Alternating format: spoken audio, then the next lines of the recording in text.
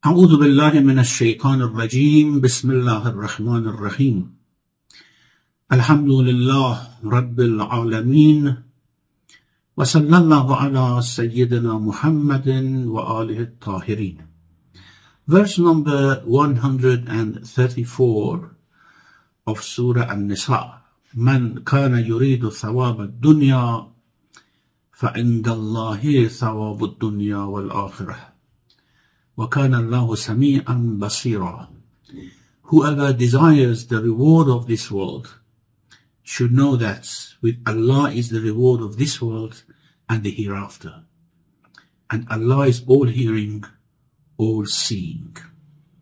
This verse, in a sense, is a response to those who may think by avoiding taqwa, which was prescribed in the previous verses, a couple of verses before this. وَلَقَدْ وَصَّيْنَا الَّذِينَ أُوتُوا الْكِتَابَ مِنْ قَبْلِكُمْ وَإِيَّاكُمْ أَنِ اتَّقُوا اللَّهَ. We advised those who were given book before you and advised you that you have to seek taqwa. Those who think that by leaving taqwa they may gain something of this world, by abandoning the obedience of God, they may have some gains, worldly gains. The verse is saying, if you want thawab al-dunya, it is with Allah. By disobedience, your share of this world would not be increased, because everything is in hands of Allah subhanahu wa ta'ala. So your share of the gains of this world, the wares of this world, will not increase by abandoning taqwa. In fact, you will receive your share whether you have taqwa or you do not have taqwa. But if you have taqwa, you receive your share and you will have hereafter. But if you don't have taqwa, you receive your share without the hereafter, without the reward of the next world. This is one meaning of the verse. Man kana yuridu thawab ad-dunya. Anyone who seeks the reward of this world, the gain of this world, should know that the gain of this world and hereafter is with Allah subhanahu wa ta'ala. This is one meaning of the verse. As Allama Tabatabai rahmatullah alayhi mentions that most of the commentators have interpreted the verse in this manner. However, he says there's another meaning, a meaning which is more comprehensive, and that is both the reward of this world and akhirah is with Allah subhanahu wa ta'ala. You put your aim, you put your goal for akhirah, you will receive this world as well. If you, for example, go to a battlefield for booties, you only receive booties, but you do not get any gain in akhirah, in the hereafter. You don't receive the reward of those who perform jihad in the way of Allah subhanahu wa ta'ala. However, if you put your aim higher than that, if you aim at fighting for the sake of Allah, you will receive booties as well. You aim for what is higher, and what is lower is given to you by Allah subhanahu wa ta'ala. And here, thawab may mean sa'adah, felicity. If anyone wants the felicity of this world, the felicity of this world and the next world is with Allah subhanahu wa ta'ala. You put your aim, you direct yourself towards Allah, you receive both of them. But if you direct your aim only to the wares of this world, then you may receive it, but you will lose in the hereafter. This is what Marhum Faiz Kashani mentions in Tafsir al-Safi. He says, Man kana yuridu thawab ad-dunya, like someone who's fighting for the sake of gaining booties of the world. This is one application of it, one instance of it. Then فَعِنْدَ اللَّهِ ثَوَابُ الدُّنْيَا وَالْآخِرَةِ. Why he doesn't seek the thawab which is beyond the booties, And if he does that, he will gain the booty as well. Why he is actually aiming at the less valued, what is less valuable, and leaves the more valuable, which is akhirah, while he can aim at the more valuable and will receive the less valuable as well. This is the meaning that they give. Now, he also mentions a couple of narrations in this regard about what should be the aim and purpose of a person in life. And if the purpose and aim is beyond this world, this transient world, Allah will give them the wares of this transient world as well as what they aim for the hereafter. So one hadith that he mentions from Amirul Mu'mineen alayhi salam, that Amirul Mu'mineen says, and this is a very interesting hadith, because Amirul Mu'mineen is quoting the wise people of the past. The wise people of the past.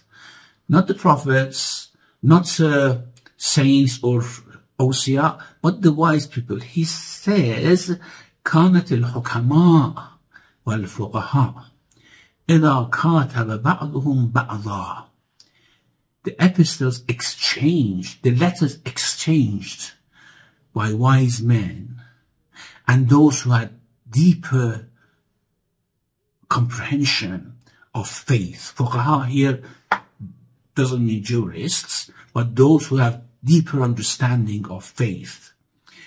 When they exchange letters with each other, they consistently focused on three things. كتبوا بثلاث ليس معهن رابع. They focused on three things in their letters, and there was no consideration beyond that. There was no fourth thing in a sense. And these were as follows.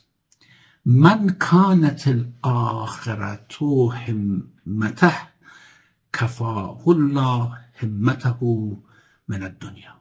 Whoever places their primary concern in the hereafter will find that God takes care of their worldly concerns as well. This is the meaning that the interpreters were mentioning. You seek hereafter, you will gain dunya as well. Allah will suffice you regarding whatever you desire in this world. But if you only desire this world, as other verses mentioned, Allah will give you, but then you will lose in the hereafter. This was one thing. He said the hukama and fuqaha were writing three advice, focus on three key principles. One of them was this.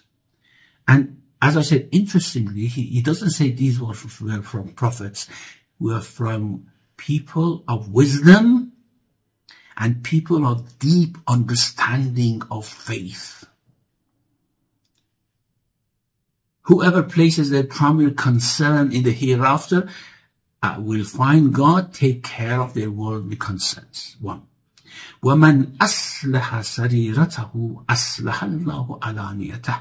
The second thing, those who work on improving their inner selves, sarira, their inner selves, will experience God's assistance, أَصْلَحَ اللَّهُ عَلَانِيَتَهُ, that Allah would refine their outward appearance for people as well. They don't need to show off. They don't need to embellish themselves in terms of ethical manners. No, if they actually improve their inner self, Allah will suffice them. And Allah will give them an appearance which is attracting towards everyone else. This was the second. The third, وَمَنْ أَصْلَحَ فِي مَا بَيْنَهُ وَبَيْنَ اللَّهِ أَصْلَحَ اللَّهُ فِي مَا بَيْنَهُ وَبَيْنَ النَّاسِ.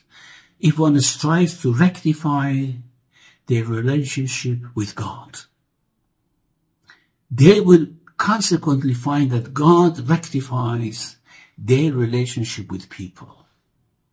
Usually we are afraid of people, or we feel shy to do certain things in front of people, or we think that if we do something, it may bring us harm from people, from the people's side. And here the hadith says, you rectify what is between you and Allah. Allah will rectify what is between you and other people. And this is what we see in the experience of prophets, experience of Imams alayhimus salam. We should not just look at the fleeting things. Yes, Imam Ali, for example, he rectified what was between him and God. But we saw people fought against him, people slandered against him, accused him of different things. But gradually we see over the history how his fame has filled the heart of every believer. The same with Imam Hussein alayhi salam. And sometimes this takes some time. Okay, he then mentions another hadith in this regard. Man kana thawab man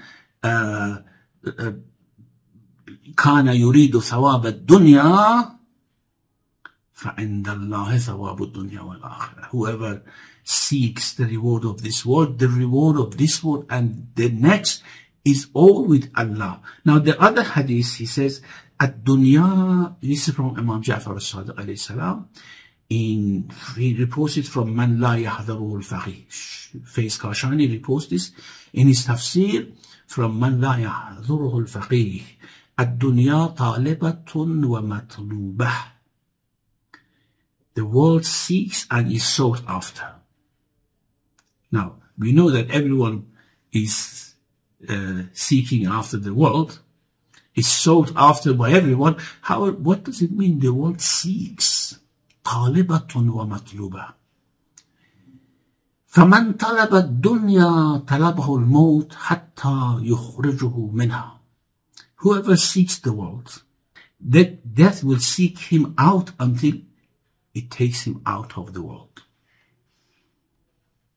The talib dunya, those who seek the world, we know that this is not a continuous, permanent thing. They have to cease at the moment of death. But وَمَنْ طَلَبَ الْآخِرَةِ, whoever seeks the hereafter, طَلَبَتْهُ الدُّنْيَا حَتَّى تُوَفِّيهِ رِزْقَهُ. The world will seek him until it provides him with his sustenance that Allah has decreed for him.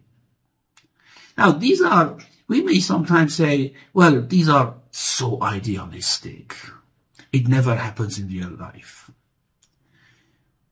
Why? Because we really do not have that deep understanding of how the things in this world work. عند الله ثواب الدنيا والآخرة. The reward of this world and the next, the provisions of this world and the next is with Allah subhanahu wa ta'ala. وَكَانَ اللَّهُ سَمِيعًا بَصِيرًا. He knows your purposes. He rewards each according to his intention. Allah is all seeing, all hearing, all seeing. Is mentioned here to somehow emphasize that don't think that Allah is negligent, is ignorant of what it goes in your heart. Whether you seek dunya or you seek akhirah. You seek akhirah, the dunya is with it. You seek dunya, the akhirah is not with it. This is the formula which this verse gives us. One other hadith, although we shouldn't mention many hadith in tafsir, but because this is a very important point and very good advice, very important words of wisdom are in these narrations, very much related to this verse, that I really feel we should not miss them. The Messenger of God sallallahu alaihi wasallam said, "Man inqata'a ila Allah كفاه كل مؤونة. If one entrusts himself completely to God, انقطع إلى الله. Ya Allah, I leave all my efforts to you. I obey you, and I don't care if this obedience would bring me harm or benefit. Then Allah certainly would bring him benefit. If one entrusts himself completely to God, كفاه كل مؤونة. God will suffice him all burdens, all expenses, all needs of this world. ومن انقطع إلى الدنيا وكله الله إلى الدنيا إليها. If one plunges headlong towards the world, God will entrust him to the world. He may gain it, he may not gain it, but he is actually aiming at what is, according to the statement, the expression of Faiz Kashani, أخصهما, one which is much less valued in this regard. ومن حاول أمرا بمعصية الله كان أبعد له مما رجا وأقرب مما أبغى. One who pursues a goal through God's disobedience will end up farther from what he enjoys and closer to what he destroys. ومن طلب محامد الناس بمعاصي الله عاد حامده منهم ظالما. If one seeks people's approval through God's disobedience, his admirer will turn into his critics. وَمَنْ أَرْضَى النَّاسِ بِسَخَطِ اللَّهِ وَكَلَهُ اللَّهُ إِلَيْهِمْ. If one opts for the people's pleasure despite God's displeasure, God will entrust him to them. Okay, you treat you the way you like. I do not care about him.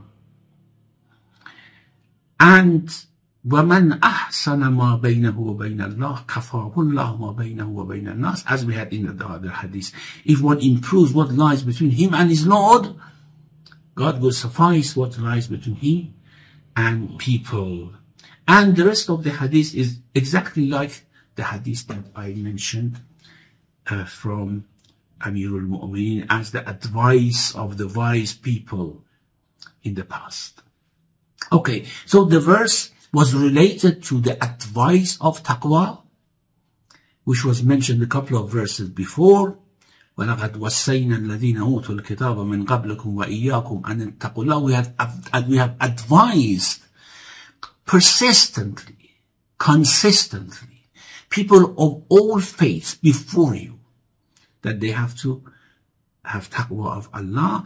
And if you want the wares of this world, both the words of this world and next is in the hands of Allah subhanahu wa ta'ala. Then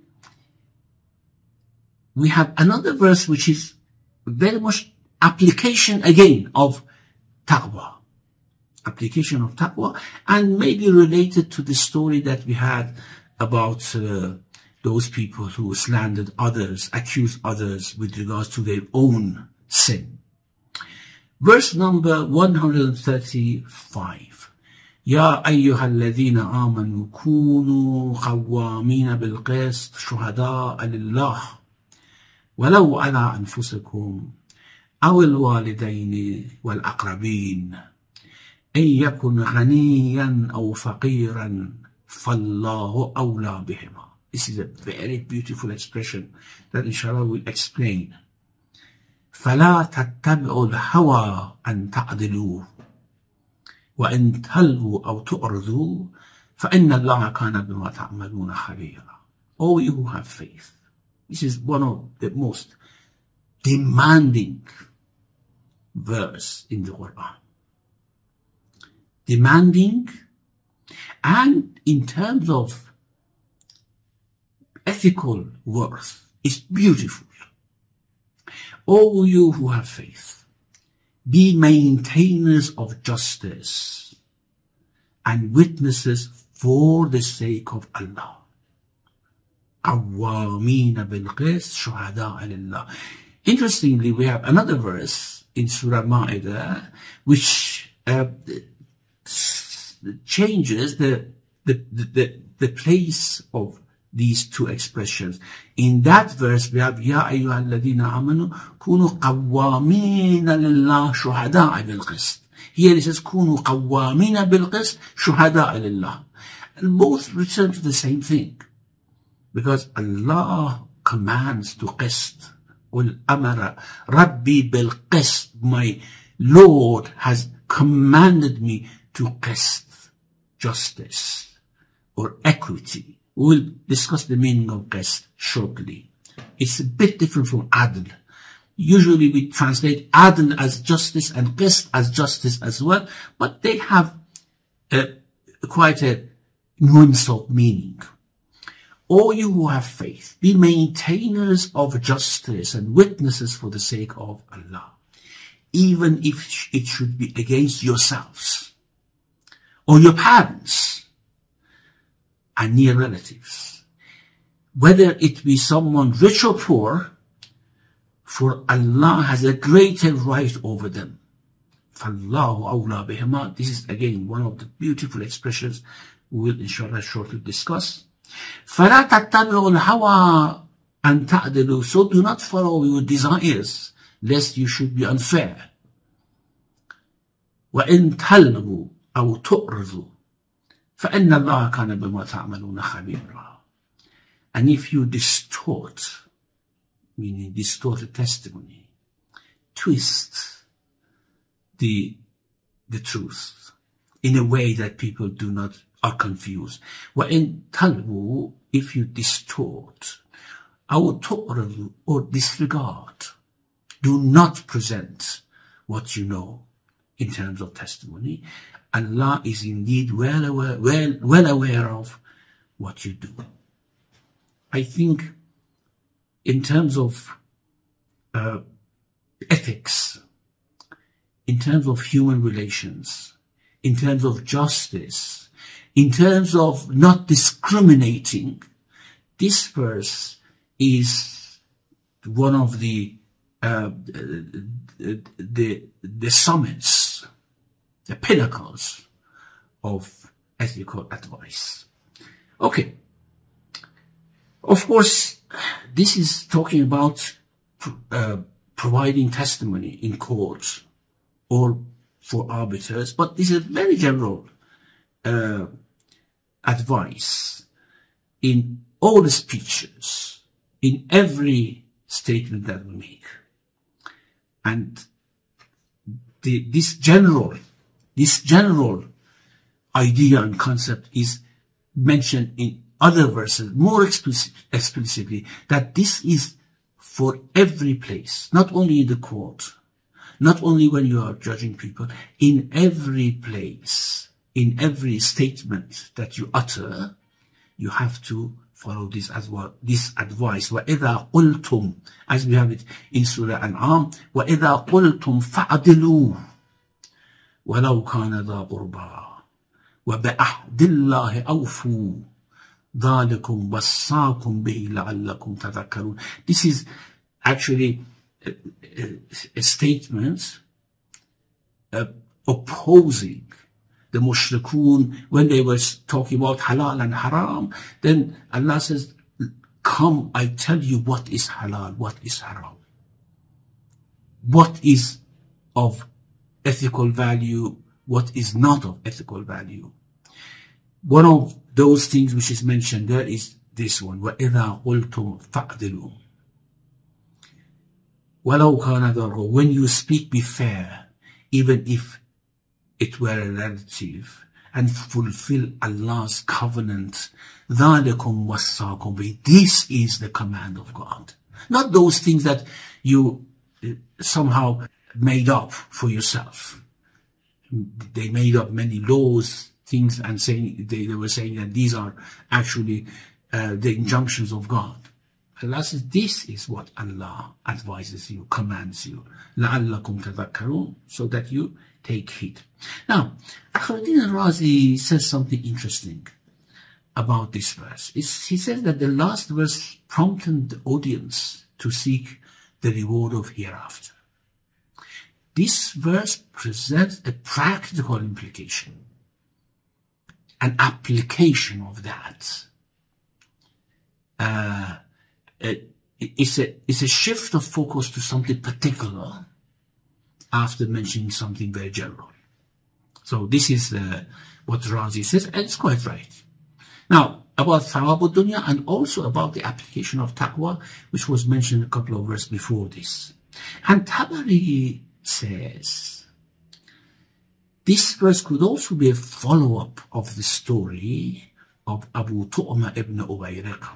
You remember this story? We had it quite a few verses before, that they had stolen something and accused someone else.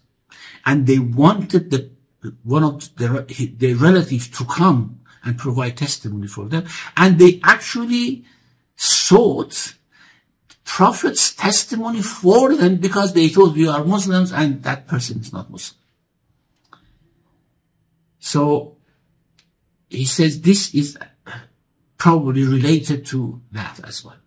Okay, let's go into the details as long as our time permits. Ya ayyuha alladhina amanu kunu qawwamina bil qist. Qawwam is derived from qama, to stand. Awam is someone who stands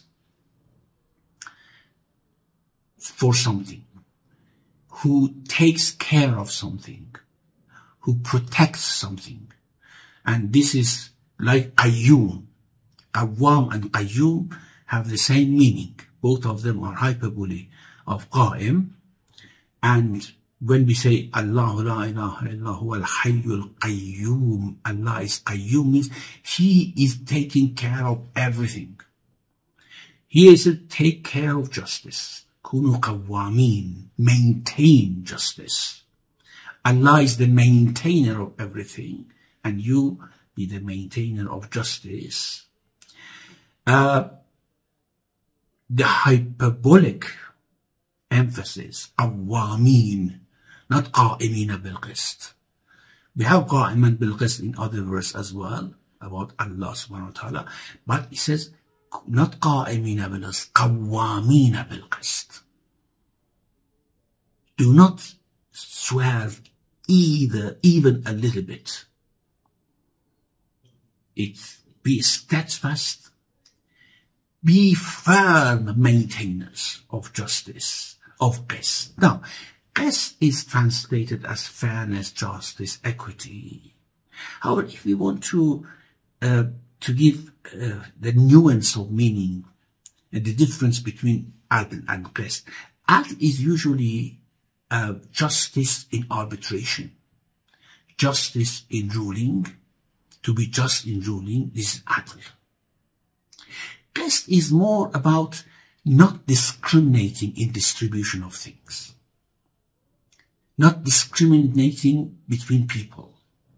It's more about physical things rather than things related to concepts. And that's why the balance is called qistas, wazanu bil qistas al mustaqim.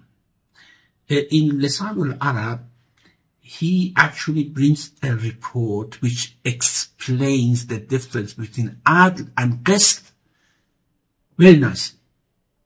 He says that the hadith says, إِذَا حَكَمُوا عَدَلُوا وَإِذَا قَسَّمُوا أَقْسَطُوا. When they rule, they do adl. They are just. And when they distribute, they are just as well, but in terms of not discriminating, aqsatu, they have qist in that. So usually we say the opposite of adl is dhulm, is wrong, doing wrong to others, is dhulm. The opposite of qist is discrimination.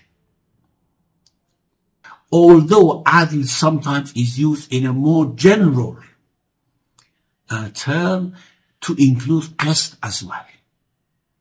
But because qist is something which is related to rights of people in terms of property, in terms of whatever right they have over each other. Qist is more apparent here. يا أيها الذين آمنوا كونوا قوامين بالقسط. O you who have faith, be maintainers of justice. Qara'ati mentions something interesting here. He says that this address suggests that maintaining qist, justice, not discriminating, as this verse says, even if they are your parents and others, they're rich or poor, do not discriminate, that this maintenance of qist and justice is a necessary requirement of faith. Because it says, Ya ayyuhal ladhina amanu, O you have faith. Mind you, one of the requirements of faith is to have a qist, to be just. And in Al-Manar, he says, God is himself a maintainer of justice. قائما بالقسط. And then he advises us to be قواما بالقسط. Very interesting. كونوا قوامين بالقسط شهداء لله. If you witness only for the sake of God. Not for anything else, not for your parents, not for your relatives, not for yourself. Have taqwa of Allah, shuhada lillah.